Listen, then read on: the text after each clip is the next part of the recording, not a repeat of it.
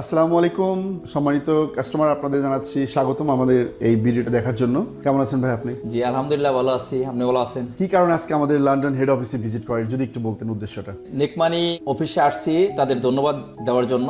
যে আমি গত 18 তারিখে একটা টাকা পাঠাইছি, ওই টাকাটা একটু সমস্যা হওয়ার কারণে আমার রাত 12:30টার দিক লন্ডনের সময় আমাকে মেসেজ করে। তা আমি আশ্চর্য হয়ে গেলাম যে এত রাত্রে লন্ডনের কোনো অফিস তো খোলা না, তাই মেসেজটা আসলো করতে গেছে। যখন আমি মেসেজটা রিপ্লাই করলাম তখন সাথে সাথে তারা আমার মেসেজের উত্তর দিল এবং 24 ঘন্টা যে নেকমানি খোলা থাকে আমি পূর্ণাঙ্গভাবে আমি বিশ্বাস করলাম এবং আমার যে সমস্যা হয়েছে এই সমস্যাটা তারা সাথে সাথে সমাধান করার চেষ্টা করছে। আশা করি নেকমানি অ্যাপ যারা ডাউনলোড করে ব্যবহার করতেছেন তাদের তো ধারণা আছে, যারা করেন নাই তারা নেকমানি অ্যাপ ব্যবহার করে বাংলাদেশে টাকা পাঠানোর যে সুযোগ, এই সুযোগটা গ্রহণ করতে পারেন। আপনার মেইনলি কি সমস্যাটা ছিল তাহলে একটু যদি শেয়ার করতেন। আমার মেইনলি সমস্যা ছিল আমি যে টাকাটা পাঠাইছি ওইখানে ব্রাঞ্চটা আমার ভুল ছিল।